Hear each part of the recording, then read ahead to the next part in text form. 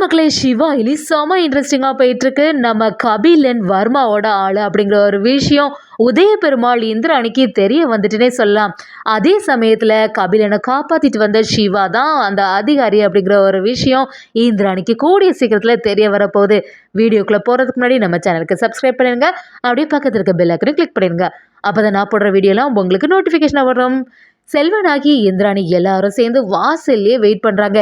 என்னாச்சு இவ்வளோ நேரம் ஆகியும் கபிலனை காணவே இல்லை, நேற்றுக்கே கபிலனை பார்த்துட்டேன்னு சொன்னாங்க, அவனுக்கு ஏதாவது பெரிய பிரச்சனையாக இருக்குமா அப்படின்னு சொல்லிட்டு கேட்கும்போது நம்ம இந்திராணியும் அயலி ஃபோனில் பேசும்போதே சொன்னால் எப்படியும் நாங்கள் வரதுக்கு லேட் ஆகணும் அப்படின்னு சொல்லிட்டு நம்ம கபிலனுக்காக எல்லாரும் சேர்ந்து வாசலில் வெயிட் பண்ணிகிட்டே இருக்காங்க.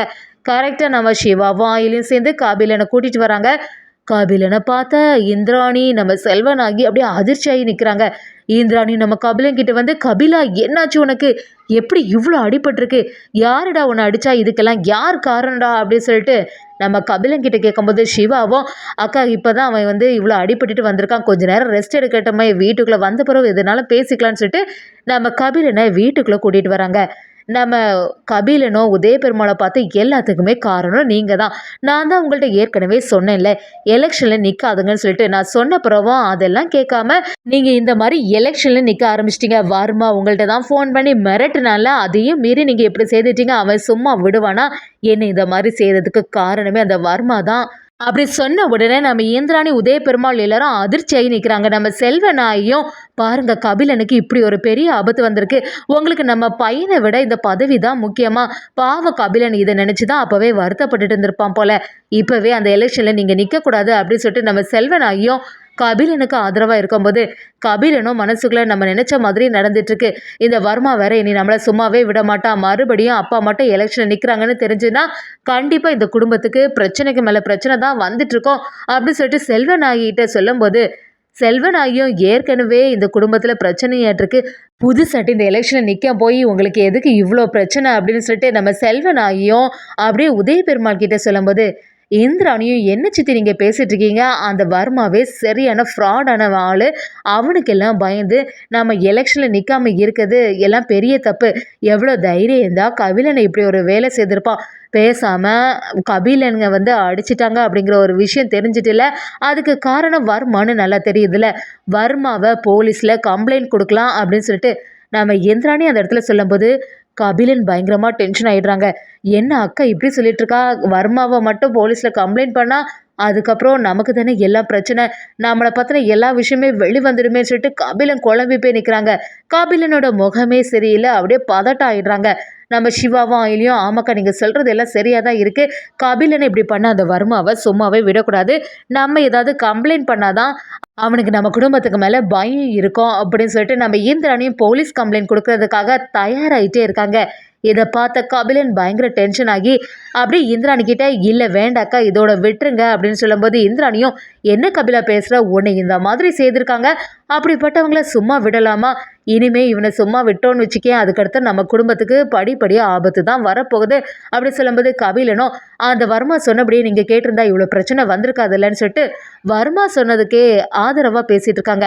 உதய பெருமாளும், என்ன கபிலன் நீ சொல்லிட்டு இருக்க, அந்த வர்மானால நம்ம குடும்பத்துக்கு பிரச்சனை வருத்திருச்சு, அவனுக்கு ஆதரவாக பேசுகிற மாதிரி இருக்கு அப்படி சொல்லும்போது கபிலனும், வேற என்ன கேட்டான், எலெக்ஷனில் நிற்கக்கூடாதுன்னு சொன்னான், அதை செய்தால் நமக்கு எந்த பிரச்சனையுமே வராதே அப்படின்னு சொல்லும்போது இந்திராணியும் வர்மாவை எதிர்த்தே நின்று இனிமே சும்மா விடக்கூடாது, போலீஸில் கம்ப்ளைண்ட் பண்ணுவேன்னு சொல்லிட்டு உறுதியாக ஒரு முடிவு பண்ணுறாங்க. கபிலன் வேண்டவே வேண்டான்னு சொல்லிட்டு நம்ம இந்திராணியை தடுத்து நிறுத்திடுறாங்க. நம்ம இந்திராணியும், சரி கபிலா நீ இவ்வளோ தூரம் சொன்னனால மட்டும்தான் நான் வந்து இப்போ கம்ப்ளைண்ட் கொடுக்காம இருக்கேன் அப்படின்னு சொல்கிறாங்க. நம்ம கபிலனும், நல்ல வேளை அக்கா கம்ப்ளைண்ட் கொடுக்கல, கம்ப்ளைண்ட் மட்டும் கொடுத்துருந்தானா நம்ம தான் பெரிய பிரச்சனையில் மாட்டியிருப்போம் அப்படின்னு சொல்லிட்டு அப்படியே நிம்மதியாக இருக்காங்க. இது எல்லாத்தையுமே நம்ம உதய பெருமாள் கவனிச்சுட்டே வராங்க. கபிலனோட ஃபேஸே சரியில்லை, ஏதோ ஒரு பிரச்சனையில் மாட்டியிருப்பானோ அப்படின்னு சொல்லிட்டு ஒரு சந்தேகத்திலே உதய பெருமாள் இருக்காங்க. உதய பெருமாளோட மனசு தாங்கவே இல்லை, அப்படியே அதை பற்றி யோசனையில் இருக்கும்போது நம்ம சிவாவும் உதய பெருமாள் கிட்ட வந்து, என்னப்பா எதையோ பற்றி நீங்கள் ரொம்பவே யோசிச்சுட்டு இருக்கீங்க, என்னாச்சு, கபிலனுக்கு இப்படி ஆயிட்டேன்னு சொல்லிட்டு வருத்தப்படுறீங்களா, எதை பற்றியும் கவலைப்படாதுங்க, கபிலனுக்கு சீக்கிரமாக சரியாயிடும் அப்படின்னு சொல்லும்போது உதய பெருமாளும், என்னோட கவலை எல்லாம் அது இல்லை சிவா, எனக்கு ஏதோ ஒரு குழப்பமாகவே இருக்குது, கபிலன் ஏதாவது ஒரு பிரச்சனையில் மாட்டியிருப்பானோ அப்படின்னு சொன்ன உடனே நம்ம சிவாவும், என்ன சொல்கிறீங்கப்பா, எதை பற்றி பேசுகிறீங்க அப்படி கேட்கும்போது, நம்ம உதய பெருமாளும் இல்லை, கபிலனோட மேரேஜுக்கு முன்னாடி ஒரு நாள் வந்து போலீஸ் இதே மாதிரி வந்தாங்க. வந்து கபிலனுக்கு மேலே தான் ஒரு குற்றச்சாட்டு இருக்குது, அவன் வர்மாவோட ஆள் அப்படின்னு சொன்னாங்க. ஆனால் அதெல்லாம் நாங்கள் நம்பவே இல்லை. நம்ம இந்திராணி அந்த இடத்துல வந்து அந்த அதிகாரிகள்கிட்டலாம் பேசி, இல்லை கபிலன் இந்த மாதிரி செய்யறதுக்கு வாய்ப்பே இல்லை, நீங்கள் யாரோ தப்பாக புரிஞ்சுக்கிறீங்க அப்படின்னு சொல்லிட்டு அவங்கள சத்தம் போட்டு அனுப்புனான்.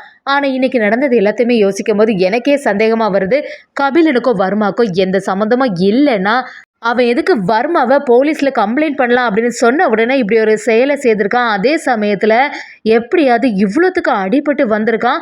அதை பார்த்த இந்திராணியும் கவலைப்பட்டு அப்படியே வர்மாவை கம்ப்ளைண்ட் பண்ணலான்னு சொன்னபோது இவ்வளோ தயக்கத்தோட கண்டிப்பாக வர்மாவை கம்ப்ளைண்ட் பண்ணாதுன்னு சொல்லிட்டு தடுத்து நிறுத்திட்டான். இதை பார்க்கும்போது தான் எனக்கு இன்னும் கொஞ்சம் சந்தேகமாக வருது.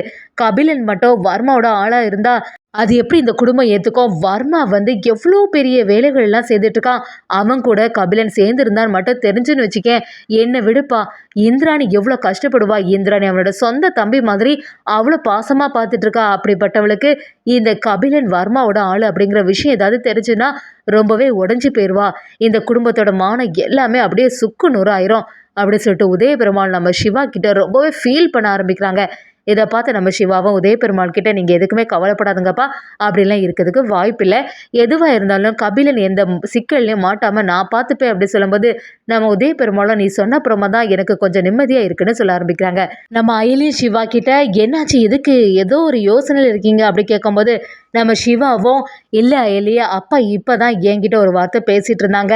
கபிலன் வர்மாவோட ஆளு அப்படிங்கிற ஒரு சந்தேகம் அப்பாவுக்கு வந்துட்டு, அது மட்டும் இல்லாமல் அக்காவுக்கு மட்டும் தெரிஞ்சுன்னா இதை பற்றி ரொம்பவே ஃபீல் பண்ணுவாளே அப்படின்னு சொல்லிட்டு யோசனையிலே இருந்தாங்க. அப்படி சொல்லும்போது நம்ம அயலியும் சிவா கிட்ட, நீங்கள் சொல்கிறது சரியாக தான் இருக்குது, கபிலனோட ஃபேஸே சரியில்லை, வர்மாவை எப்படியாவது போலீஸில் கம்ப்ளைண்ட் பண்ணலான்னு சொல்லும்போது, பார்த்தீங்கல்ல கபிலன் வந்து வேண்டான்னு ஒரு வார்த்தை சொல்லிட்டான். அப்படி இருக்கும்போது அவங்களுக்கு சந்தேகம் வரதானே செய்யும் அப்படி சொல்லும்போது நம்ம சிவாவும், அது சரிதான், கபிலன் வந்து ஒருக்கா வர்மா வந்து குறி வச்சுட்டான், இனிமேல் கபிலனுக்கு ஆபத்து வர மாதிரி மறுபடியும் ஏதாவது ஒரு செயலை செய்துட்டு தான் இருப்பான் அப்படி சொல்லும்போது நம்ம ஆயிலையும், சரி நம்ம இனிமே எல்லாத்துலேயுமே உஷாராக இருக்கணும், கபிலன் வந்து நடவடிக்கை எல்லாத்தையுமே கவனிச்சுட்டே வரணும், வர்மாவும் பிளான் பண்ணி எப்படியாவது மாமாவை இந்த எலெக்ஷனில் ஜெயிக்க வைக்கக்கூடாதுன்னு சொல்லிட்டு பல திட்டங்களை போடுறதுக்கு நிறைய சான்ஸ் இருக்குது, அதனால் அதை பற்றி நம்ம கவனிச்சுட்டு வரணும்னு சொல்லும்போது நம்ம சிவாவும், நீ சொல்கிறது எல்லாமே சரியாக தான் இருக்கு அயலி, இனிதான் பல பிரச்சனைகள் வீட்டுக்குள்ளே வரும் போல், இதில் வேற சித்தி வந்து அப்பா கிட்ட எப்படியுமே இந்த எலெக்ஷன் நிற்கக்கூடாதுன்னு சொல்லியிருக்காங்க, என்னை பொறுத்த வரைக்கும் அப்பா இந்த எலெக்ஷனில் ஜெயிச்சு வர்மாவுக்கு சரியான ஆப்பு வைக்கணும் அப்படி சொல்கிறாங்க. அதே சமயத்தில் நம்ம அயலியும், நம்ம இருக்க வரைக்கும் கண்டிப்பாக மாமாவுக்கும் இந்த குடும்பத்துக்கும் எந்த ஆபத்தும் வராமல் பாதுகாத்துக்கணும், கபிலனுக்கும் எந்த பிரச்சனையும் வராது, மாமா தான் இந்த எலெக்ஷனில் ஜெயிக்க போகிறாங்க அப்படின்னு சொல்லிட்டு நம்ம சிவாவும் அயலியும் சேர்ந்து ஒரு அதிகாரி தோரணத்தோட செமையாக நம்ம உதய பெருமாளை ஜெயிக்க வைக்கிறதுக்கு முயற்சி எடுக்கிறாங்க. இதெல்லாம் கவனிச்சுட்டு இருந்த நம்ம இந்திராணிக்கு சிவா வந்து அதிகாரி அப்படிங்கிற ஒரு சந்தேகம் வந்துட்டுன்னே சொல்லலாம்.